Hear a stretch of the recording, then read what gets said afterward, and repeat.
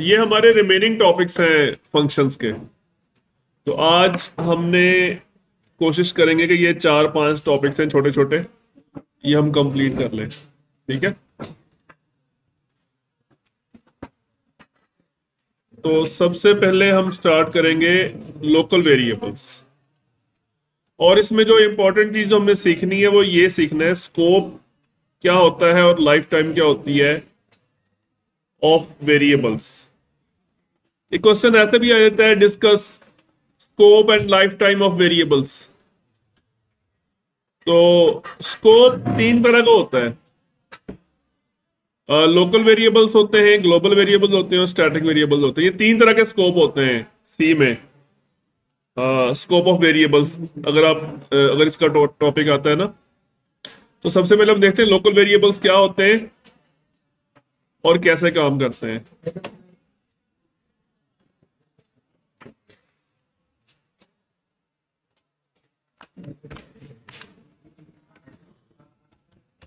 ये जब हम कोई वेरिएबल किसी फंक्शन के अंदर क्रिएट करते हैं तो ये आपका लोकल वेरिएबल ही होता है। अभी तक आपने जितना भी काम किया वो सारे लोकल वेरिएबल्स ही थे।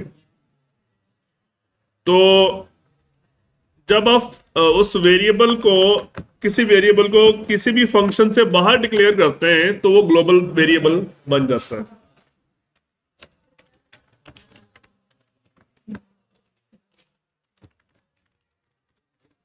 ठीक है, समझ आ गई। तो स्कोप से क्या मुराद है और लाइफ टाइम से क्या मुराद है। स्कोप से मुराद होता है कि वो वेरिएबल किस किस जगह पर यूजेबल है, कहां कहां पे इस्तेमाल हो सकता है। स्कोप से मुराद होता है प्लेस, या आप कह लें स्पेस। और लाइफ टाइम से मुराद होता है टाइम जब तक वो वेरिएबल इस्तेमाल हो सकता है। स्कोप से मुराद होता है प्लेस, जगह जहां जहां वो वेरिएबल इस्तेमाल हो सकता है। और लाइफ टाइम से मुराद क्या होता है, टाइम जब तक वो वेरिएबल इस्तेमाल किया जा सकता है। तो ए का स्कोप क्या है। ए का स्कोप है मेन फंक्शन, कि ये मेन फंक्शन के अंदर इस्तेमाल हो सकता है, इसके अलावा किसी और जगह पे इस्तेमाल नहीं हो सकता। अगर हम कोई और फंक्शन क्रिएट करते हैं लाइक दिस ABC और XYZ, तो ये जो ए वेरिएबल है ये सिर्फ और सिर्फ मेन फंक्शन के अंदर इस्तेमाल हो सकता है, इसका स्कोप है मेन। ये ABC और XYZ के अंदर इस्तेमाल नहीं हो सकता। लेकिन ये जो X है इसका स्कोप पूरा प्रोग्राम है, क्योंकि ये ग्लोबल है ना, तो ये पूरे प्रोग्राम में किसी भी फंक्शन के अंदर इस्तेमाल हो सकता है। डिफरेंस समझ आ गया। स्कोप की समझ आ गया, स्कोप क्या होता है। ए का स्कोप सिर्फ मेन फंक्शन है, एक्स का स्कोप पूरा प्रोग्राम है, किसी भी फंक्शन के अंदर इस्तेमाल हो जाए। अब लाइफ टाइम की बात करते हैं। लाइफ टाइम से मुराद क्या होता है। लाइफ टाइम से मुराद ये होता है कि वो वेरिएबल कब क्रिएट होगा और कब डिस्ट्रॉय होगा। कब क्रिएट होगा और कब डिस्ट्रॉय होगा। तो वेरिएबल ए एक लोकल वेरिएबल है, ये कब क्रिएट होगा, जब मेन फंक्शन की एग्जीक्यूशन स्टार्ट होगी। और जैसे ही मेन फंक्शन की एग्जीक्यूशन खत्म होगी, इसकी आखिरी लाइन भी एग्जीक्यूट हो चुकी होगी, तो ये वेरिएबल मेमोरी से डिस्ट्रॉय हो जाएगा। इसी तरह अगर फॉर एग्जांपल यहां पे एक वेरिएबल क्रिएट किया मैंने y, तो इस वेरिएबल की लाइफ टाइम क्या है। जैसे ही ये फंक्शन अपनी फर्स्ट स्टेटमेंट को एग्जीक्यूट करेगा तो ये वेरिएबल मेमोरी के अंदर क्रिएट हो जाएगा, और जब तक ये फंक्शन एग्जीक्यूशन में होगा तब तक ये वेरिएबल मेमोरी में रहेगा। जैसे इस फंक्शन की लास्ट स्टेटमेंट एग्जीक्यूट होगी तो ये इस वेरिएबल का मेमोरी से डिस्ट्रक्शन हो जाएगी, खत्म हो जाएगा मेमोरी से। लाइफ टाइम की समझ आई। अब लोकल वेरिएबल्स की लाइफ टाइम क्या होती है, जब उनका फंक्शन एग्जीक्यूशन स्टार्ट करता है, और वो खत्म कब होते हैं, जब उनका फंक्शन एग्जीक्यूशन स्टॉप करता है। समझ आ गई बात। लेकिन ग्लोबल वेरिएबल की लाइफ टाइम क्या होगी, जब प्रोग्राम इनफैक्ट प्रोग्राम इसका जब स्टार्ट होता है मेन फंक्शन से स्टार्ट होता है और मेन फंक्शन पे ही एंड होता है। ठीक है। तो इनफैक्ट आप ये कह सकते हैं जी, ग्लोबल वेरिएबल की लाइफ टाइम कब शुरू होती है? जब प्रोग्राम की एग्जीक्यूशन स्टार्ट होती है, और जब प्रोग्राम की लास्ट स्टेटमेंट एग्जीक्यूट हो जाती है तो फिर वो वेरिएबल भी खत्म हो जाता है। अब समझ आ गई आपको लोकल और ग्लोबल का डिफरेंस? ठीक है। ओके, अब अगली जो बात हम करेंगे वो है स्टैटिक वेरिएबल्स की, और ये बहुत इंपॉर्टेंट है। ये लोकल और ग्लोबल से डिफरेंट है। इसको जरा गौर से समझ लें ये क्या करते हैं। हम एक छोटी सी एग्जांपल लेके उसको समझते हैं। ये जरा समझने में जरा मुश्किल है, तो इसको जरा गौर से समझें। हम यहाँ पे एक फंक्शन क्रिएट करते हैं, फॉर एग्जांपल उसका नाम क्या है? Author. No arguments, no return type. ठीक है। हम यहाँ पे एक वेरिएबल क्रिएट करते हैं, फॉर एग्जांपल उसका नाम क्या है? एन, और इसके शुरू में लगा देते हैं स्टैटिक। ये किसी फंक्शन के अंदर ही डिक्लेयर होगा, फंक्शन से बाहर नहीं होता। तो इट मींस जो इनका स्कोप है वो लोकल वेरिएबल जैसा है, इनका स्कोप, लेकिन इनकी लाइफ टाइम लोकल वेरिएबल जैसी नहीं है। आपने इसको एक इनिशियल वैल्यू भी देनी है, आपने इसको एक इनिशियल वैल्यू भी देनी है। मैं यहाँ पे प्रिंट करता हूं अपना नाम,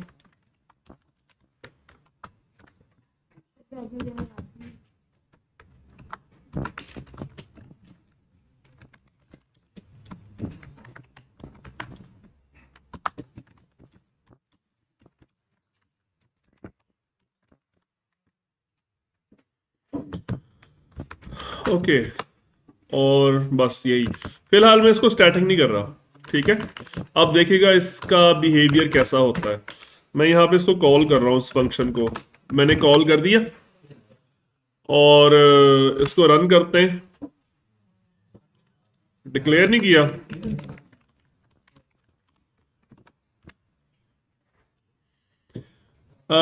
ये नाम प्रिंट हो गया, और उसके नीचे फंक्शन इज एग्जीक्यूटेड 1 टाइम्स। ठीक है। मैं इसी फंक्शन को, अच्छा ये वाली बैक स्लैश खत्म कर देता हूं मैं, और यहां पे लगा देता हूं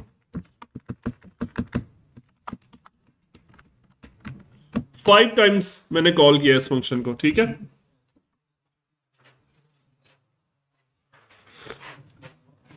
अच्छा, एक और चेंज करता हूं मैं यहाँ पे, फंक्शन की जो लास्ट स्टेटमेंट है ना, यहां पे मैं लिख देता हूं n प्लस प्लस।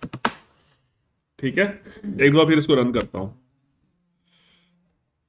आई में कोई, n की वैल्यू में कोई चेंज तो नजर नहीं आ रहा ना आपको? n की वैल्यू 1 ही है ना, चेंज तो नहीं हो रही।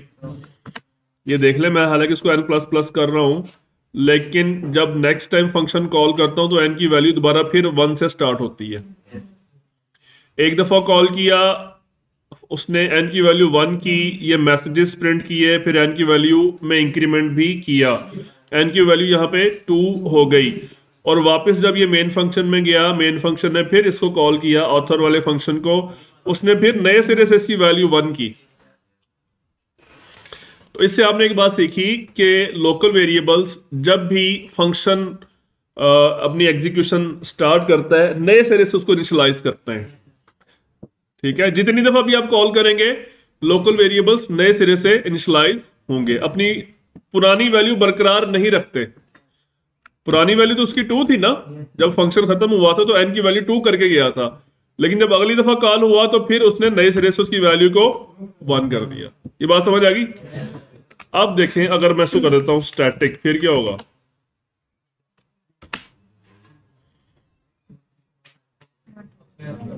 डिफरेंस समझ आ गया आपको? तो स्टैटिक वेरिएबल्स की स्पेशलिटी क्या होती है कि अपनी ओल्ड वैल्यू को बरकरार रखते हैं, परसिस्ट करते हैं अपनी ओल्ड वैल्यू को, जो अक्रॉस डिफरेंट फंक्शन कॉल्स, मुख्तलिफ फंक्शन कॉल्स के दरमियान ये अपनी वैल्यू को बरकरार रखते हैं, लॉस नहीं करते। समझ आ रही बात? तो इसका दोबारा सुन लें कि जो स्टैटिक वेरिएबल्स है, इनका स्कोप होता है लोकल वेरिएबल जैसा, कि ये यूज सिर्फ इसी फंक्शन के अंदर हो सकते हैं, बाहर नहीं यूज हो सकते ये, लेकिन इनकी लाइफ टाइम होती है ग्लोबल वेरिएबल जैसी, कि जब तक प्रोग्राम चल रहा है ये अपनी वैल्यू को बरकरार रखेंगे, वंस इनका जो फंक्शन है वो एग्जीक्यूट होता है, उसके बाद जब तक प्रोग्राम एंड ना हो जाए तब तक इनकी वैल्यू बरकरार रहती है, ये अपनी वैल्यू लॉस नहीं करते। जबकि लोकल वेरिएबल्स की वैल्यू लॉस हो जाती है, फंक्शन खत्म होने के साथ ही उनकी वैल्यू भी लॉस हो जाती है। समझ आई? Any question? हाँ, रख सकते हैं। कंपाइलर उसको इस पे कोई इतराज नहीं होगा किसी किस्म का भी, होपफुली। जैसे मैंने यहाँ पे भी एक्स रख दिया, यहाँ पर भी एक्स रख दिया। This is global x, this is local x. ये क्वेश्चन सुन लीजिए, बड़ा इंटरेस्टिंग क्वेश्चन है, वाइवा में ये क्वेश्चन आ सकता है कि एक ही सेम वेरिएबल बनाया आपने एज अ ग्लोबल और सेम वेरिएबल बनाया आपने लोकल, तो कंपाइलर को कोई इतराज होगा? आपको यकीन है? कोई इतराज नहीं किया कंपाइलर ने, लेकिन आप खुद कंफ्यूज हो जाएंगे। मैं फॉर एग्जांपल यहाँ पे लिखता हूँ x इज इक्वल टू 5, तो ये किस वाले x की बात हो रही है? हो जाए कंफ्यूज। तो वैसे कोशिश ये की जाती है कि जो ग्लोबल वेरिएबल्स हैं वो डिफरेंट रखे जाएं, लेकिन ऐसा पॉसिबल है, ठीक है। तो ये जो एक्चुअली x की बात हो रही है, आप इसमें मेरा माउस लेके जाएं, नहीं कुछ नहीं बता रहा, इंट x सही है, ओके। इसका वो स्कोप नहीं बता रहा।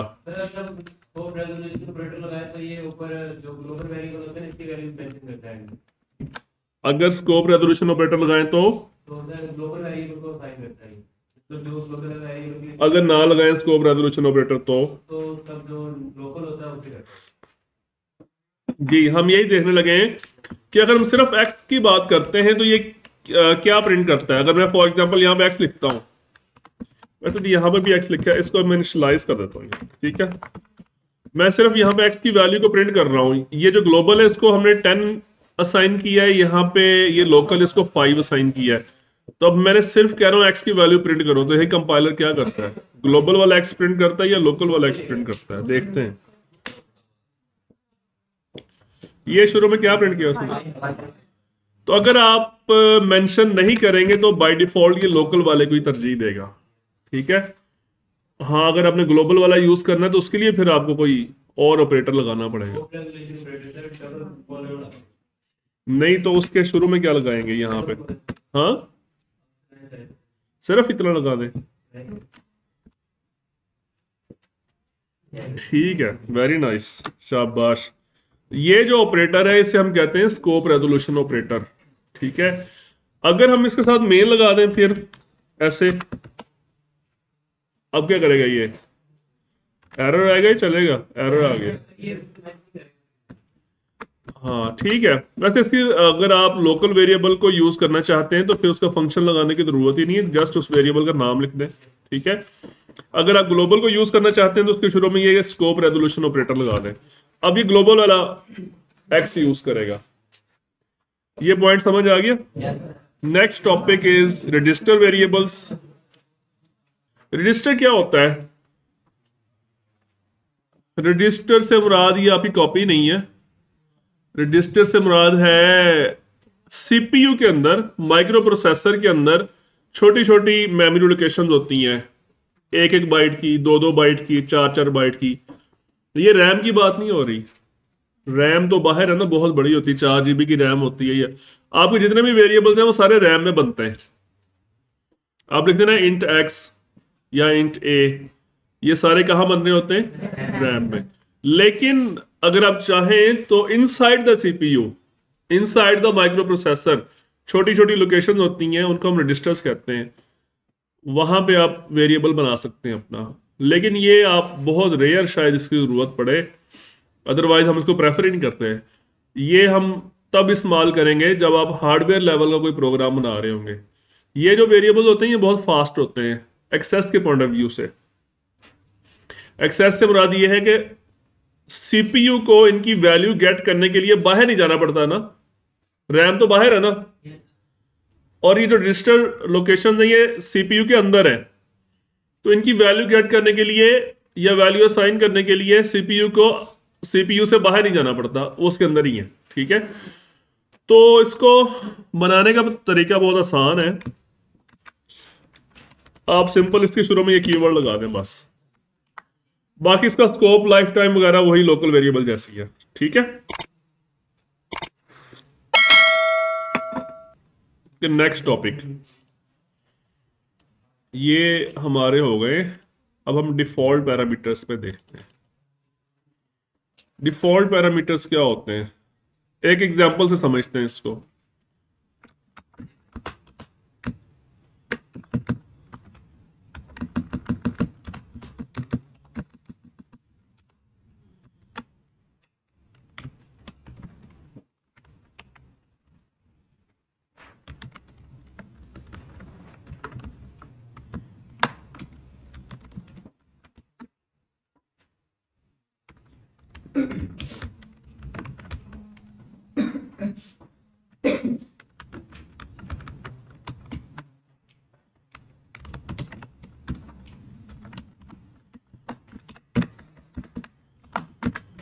हाँ जी, कोई बता सकता है इसका आउटपुट क्या आएगा?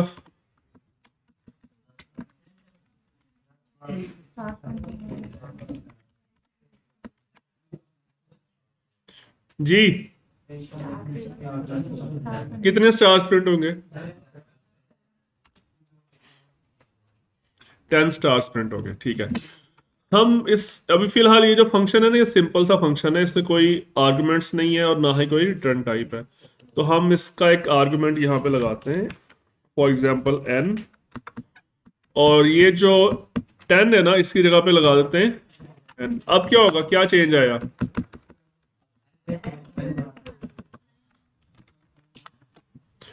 अब फंक्शन कॉल करते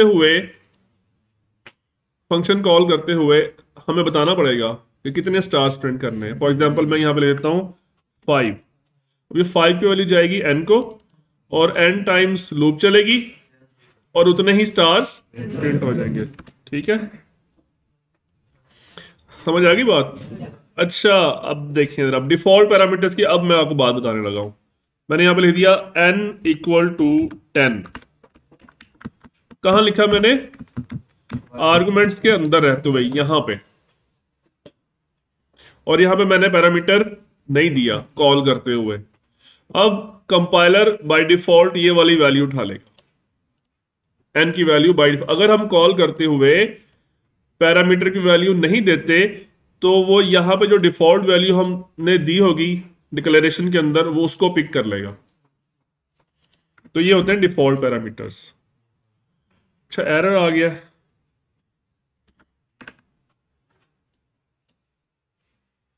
टू फ्यू आर्गुमेंट्स, हमने हालांकि इसको बोला है कि ये डिफॉल्ट पैरामीटर है।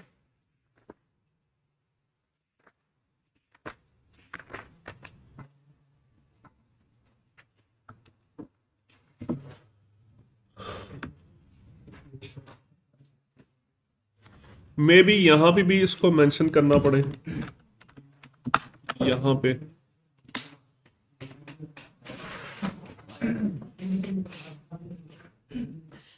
Default parameters given for parameter 1 void greetings n। अच्छा, एक और काम करते हैं, हम इसकी डिक्लेरेशन को यहां से हटा के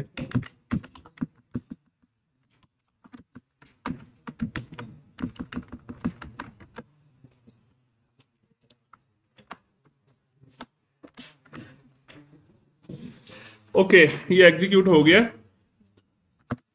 प्रॉब्लम क्या है कि जो डिफॉल्ट पैरामीटर वाला जो फंक्शन है वो आपको मेन फंक्शन से ऊपर डिफाइन करना पड़ेगा। ठीक है, उसको उसकी डिक्लेरेशन भी नहीं देनी पड़ेगी आपको।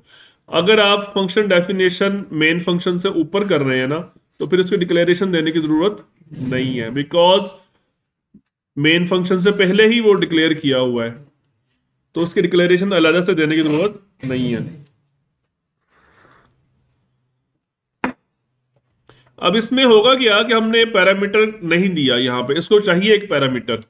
आप देखें यहां पे जब आप उसको कॉल करते हैं ना, तो वो कहता है कि एक पैरामीटर चाहिए, लेकिन उसकी डिफॉल्ट वैल्यू भी हमने बताई हुई है कंपाइलर को कि अगर यूजर ना दे इसको पैरामीटर तो वो डिफॉल्ट वैल्यू ही यूज कर लेगा।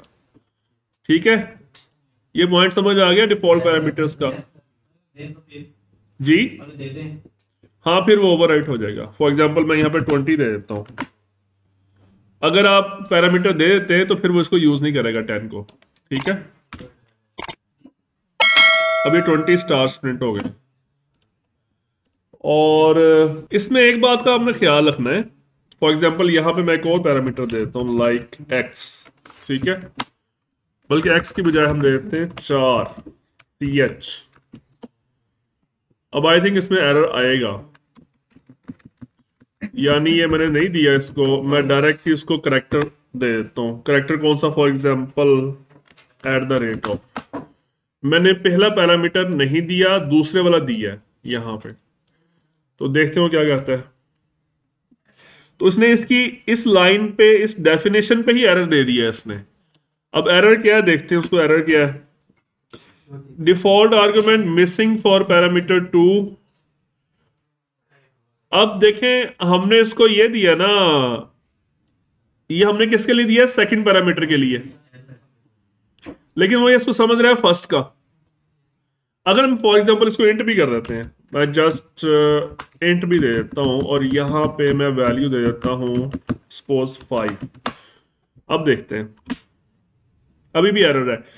Default argument missing for parameter 2। वो कह रहा है आप ये जो 5 पैरामीटर हमने दिया है ना, वो उसको फर्स्ट का समझ रहा है, सेकंड का नहीं समझ रहा। अगर हम सेकंड का भी दे देते हैं, फॉर एग्जांपल 10 दे देते हैं, अब देखते हैं, अभी भी डिफॉल्ट आर्गुमेंट मिसिंग। तो ये इशू क्या है?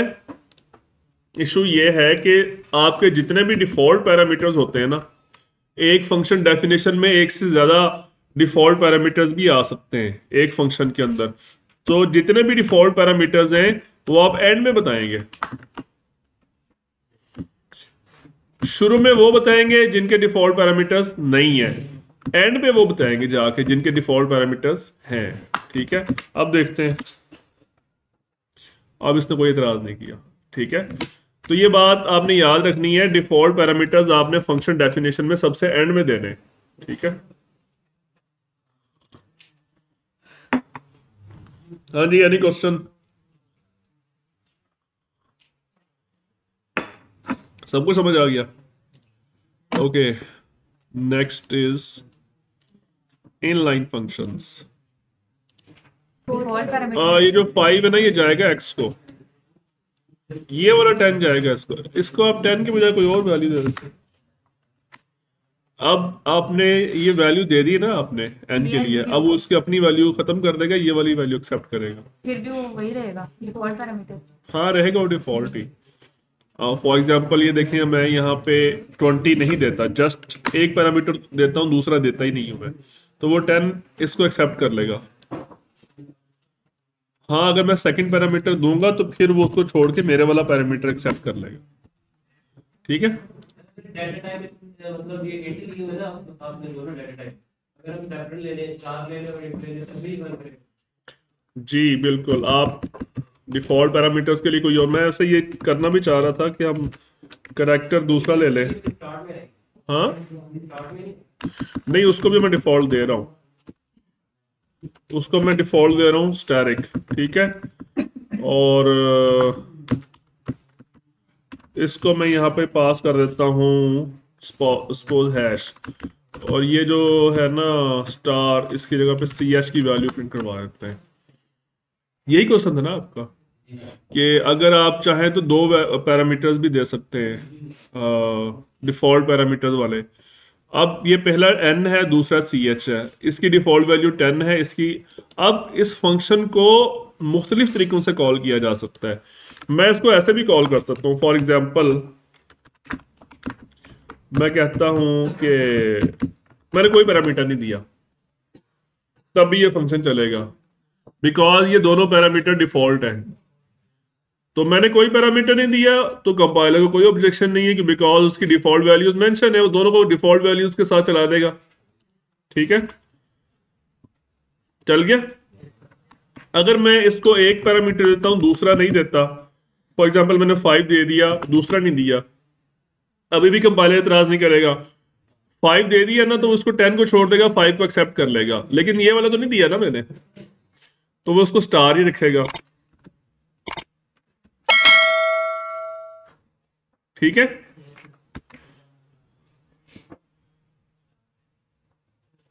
लेकिन इसने स्टार ज्यादा नहीं प्रिंट कर दिए।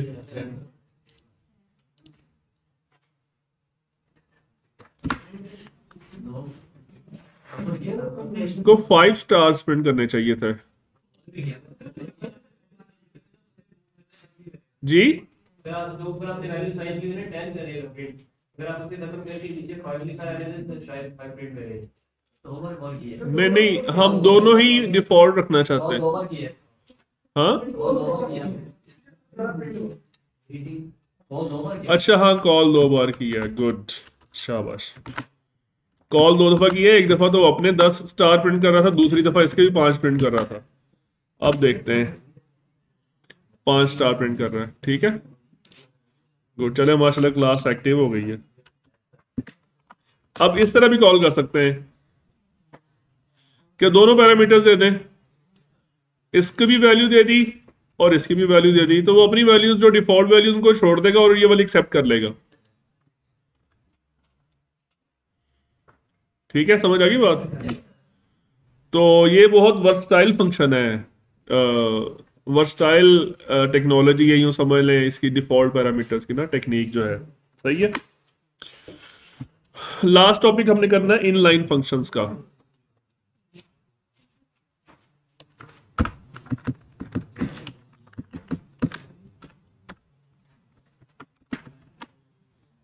इनलाइन फंक्शंस नॉर्मली हम वहां इस्तेमाल करते हैं जहां पे जस्ट एक लाइन का फंक्शन होता है।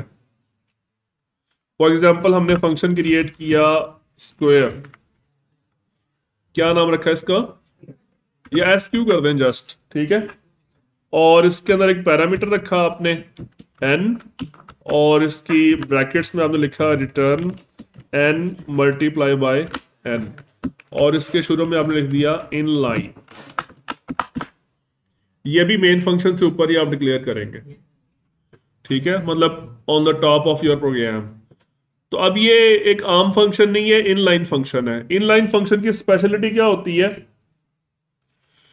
देखिए एक सिस्टम होता है, उसे हम कहते हैं कॉल बैक सिस्टम। अगर आपने एक आम फंक्शन बनाया है अपने प्रोग्राम में, तो जब रन टाइम पे कंपाइलर उसको कॉल करता है तो कंपाइलर मेन फंक्शन को वहां पे रोक देता है और दूसरा फंक्शन जाके एग्जीक्यूट करना स्टार्ट कर देता है। ये मैंने बात समझाई थी आपको। फिर फर्ज करें वो वापस मेन फंक्शन के अंदर आया, मेन फंक्शन है कोई किसी और फंक्शन को कॉल कर लिया, सेम वही प्रोसेस रिपीट हुआ कि मेन फंक्शन रुक गया और दूसरा फंक्शन चलना स्टार्ट हो गया। जब तक दूसरा फंक्शन चलता रहेगा मेन फंक्शन वहां पे रुका रहेगा, फिर वो दूसरा फंक्शन वापस आएगा तो मेन फंक्शन आगे चलना शुरू होगा। लेकिन इनलाइन फंक्शन में ऐसा नहीं होता। इनलाइन फंक्शन में क्या होता है कि फॉर एग्जांपल आपने यहां पे लिखा एस क्यू और आगे आपने नंबर लिख दिया 2, ठीक है, और यहां पे आपने जस्ट ये प्रिंट कर दिया। ये फंक्शन कॉल की है मैंने, फंक्शन कॉल किसको किया, एस क्यू का फंक्शन कॉल किया मैंने, और इसको वैल्यू क्या दी मैंने 2। अब ये 2 की वैल्यू जाएगी n के अंदर, वो इसको मल्टीप्लाई करेगा, आंसर क्या आएगा 4, वो रिटर्न करेगा और यहां पे 4 प्रिंट हो जाएगा। इसका बिहेवियर तो आपको आम फंक्शंस की तरह ही मिलेगा। आप उसको रन करें, आंसर 4 आ गया। लेकिन बिहाइंड द सीन्स कंपाइलर इसको आम फंक्शंस की तरह कॉल बैक नहीं करता। फिर क्या करता है, वो मेन फंक्शन को देखेगा, जहां जहां पे ये वाली कॉल उसको नजर आएगी ना, वहां वहां पे ये वाली वैल्यू रिप्लेस करता जाएगा। ऐसे ऐसे कॉल बैक नहीं करेगा, कॉल होनी नहीं है इसके अंदर। कंपाइलेशन के दौरान ही ये वाली एक्टिविटी परफॉर्म कर देगा कंपाइलर, सो कॉल करने की जरूरत नहीं पड़ेगी।